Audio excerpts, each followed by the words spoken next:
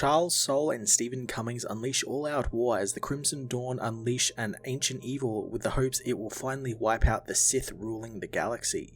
Charles Soule reaches the finale of his massive trilogy of Crimson Dawn event series, which began all the way back in War of the Bounty Hunters, building off reveal after reveal until finally we reached all-out war between Crimson Dawn and the Empire. This first issue, however, really should have been part of the finale of Crimson Dawn, like it shouldn't have been the first issue of this series, as it picks up the Fermata Cage story and reveals what that is, and also sets Kira on her path for one final in-person confrontation with Palpatine. Everything I think should have been in Crimson Reign's finale back when I reviewed that book. The Fermata Cage is a really interesting MacGuffin though, and I like the idea of it introducing some sort of time travel element involving frozen pieces of time that this machine can keep in itself, and the possibility of an ancient Sith Lord coming back, and is something I'm sure Soule is going to signpost a lot over in his High Republic works, since all his works within the Star Wars universe have had some connective tissue with one or another.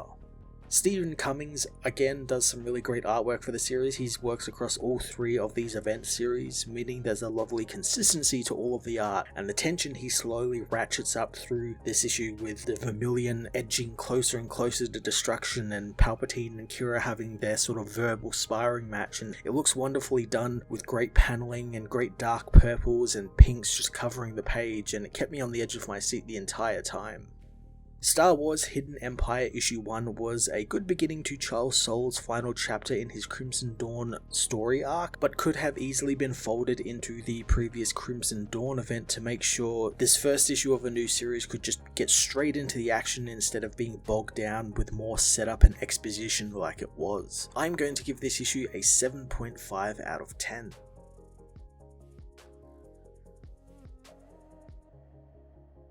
Star Wars Hidden Empire Issue 1 finds Madeline's son telling those who listen to her holocron about Kira, the leader of the Crimson Dawn during the reign of the Empire, and how she entered a secret war with the Sith Lords who control the galaxy. But her goal wasn't to take control of the galaxy, but to stop absolute power and the control these Sith had, meaning Darth Sidious and Darth Vader had to die. One of the shadowy people ask if Kira should have done this by herself or should have gotten help, and they could have helped her, but the Yellow knows that Kira never struck them as the trusting type, and she could only rely on herself. Sun continues her story, telling those who watched that Kira had her plans begin to unfold, and soon her endgame to face Palpatine directly begun with assassinations and disruptions of the Empire. But Palpatine was no fool and learned Kira was hunting him and Vader, but that didn't stop Crimson Dawn from causing chaos in every piece of the Empire. Kira asks those around her to take great risks for her, and they all do without question, and along with her agents, she had secret elite teams working on more specialized tasks, and Madeline reveals hers was the most important as she collected weapons to use against the dark side. She reveals that when Kira inherited Crimson Dawn from the dark side adept Maul, he left her with great knowledge that Kira used to learn to find the Fermata Cage, which in the hands of a dark side force user could be powerful, and luckily Kira has the Knights of Ren. Sun gets to work trying to unlock the secrets of the cage, but the Knights aren't as helpful as she was led to believe, preferring to nap rather than help. Luckily, Ko Fon Faris is on board to help Sun, who knows as part of the ancient Ascendant, she has abilities that mimic dark side powers. Unfortunately, Sun finds that no matter what she throws at the Fermata Cage, from the Force to droid tech and the Ascendant powers, nothing would work. And not only that, her work has drawn the eye of Palpatine, who at that time was talking with the Crimson Syndicate leaders, reminding them that this is his empire and they do serve him. He tells the warring factions that they are all lied to by one of them who isn't there. Prince Shizor knows that he speaks of Lady Kira, as Palpatine tells him they will all turn their attention to Crimson Dawn and not stop until one of them brings him her corpse. Palpatine doesn't waste any time, deploying Iden Versio and Inferno Squad to wipe out Crimson Dawn agents as well as Darth Vader and his navy, closing all of the ports to Crimson Dawn and setting bounties on all of the agents' heads, and the Vermilion, Kira's flagship, which is soon discovered. Chanath tells her that the Empire have brought an interdictor with them, so they can't jump to hyperspace. peace. The Empire soon make contact with Kira, and Kira would rather talk than shoot, telling the orphans and Chanath to get ready for a fight though. She gives Chanath command authority over Crimson Dawn forces as the woman leaves with Imara to get ready. Lady Bright wants to get the guns ready as Kira contacts Sun, asking if she is ready, but Madeline is not sure. Kira tells her to activate the Fermata cage on her signal since it has to work, giving Sun 10 minutes at most, but she will buy her as much time as she can, but it will cost her a great deal. Sun gets to work as Kira meets with Palpatine via hologram, who thinks the woman is rather foolish for doing so. Kira knows that those who think she is foolish learned how wrong they are long ago. Palpatine thought Maul would have taught her the appropriate level of fear for him, but the woman isn't afraid of the Sith Lord, telling him that she will do whatever it takes to win. The Vermilion takes off from its hiding spot, speeding towards the interdictor in orbit. Palpatine knows that she is attempting to attack his ships, not wanting her to throw her life away. Kira screams for him not to tell her what to do as the Vermilion goes into an attack run. Palpatine asks if she knows who she aligned herself with when she teamed with Maul, since he wasn't quite good enough, and now she is a child of a poisoned lineage, and he lost interest in her like he did with Maul. Kira wants to see if that's true, signaling Madeline, who finishes connecting all of the Knights of Ren to the machine. She assures Ren that the machine will work, and all they need is to channel every bit of dark side force they each have in them into the machine. The cage begins to glow, making Sun think that it's excited by the force potential as she throws a switch and all of the Knights are subject to excruciating pain. Palpatine senses a disturbance in the force as Kira reminds him that she will do whatever it takes to win. The Vermilion speeds towards the interdictor as she reveals that while Palpatine and Vader had no idea what the screaming key unlocked, she did, telling them that she has the Fermata cage. Palpatine begins to choke her out of anger, thinking the woman is lying to him as Madeline's containment of the cage is broken, causing it to attack her. Ko calls for her help in containing it as Kira tells Palpatine that if he kills her, he will never learn the truth. The Emperor lets her go, wanting to know what she has done. Kira reveals that the Fermata cage can suspend people and places in time forever, and she knows it can also be thawed out. She says eons ago, a Sith Lord was sealed in the Fermata cage and Maul found them, wanting to free them and watch as they came for Palpatine, since after all, there can only be two Sith, one master and one apprentice. Kira tells Palpatine that she will finish what Maul started, and the best part is, her people don't need her to see her plans through, and it doesn't matter if she dies as long as Palpatine dies as well. The Fermata cage explodes as the Vermilion rams into the interdictor, destroying both ships. Madeline and Co survive the explosion of the Fermata cage only to find the Knights of Ren did as well. They aren't happy about being used as darkside guinea pigs. On Mustafar, Darth Vader learns from Palpatine of the Fermata cage and that he has to find it and destroy it along with anyone who has knowledge of it, and none must stand in Vader's way. Vader obeys his master wholly as on the escape craft Ceroto, Kira knows that Palpatine will soon wake up to the fact that she isn't dead,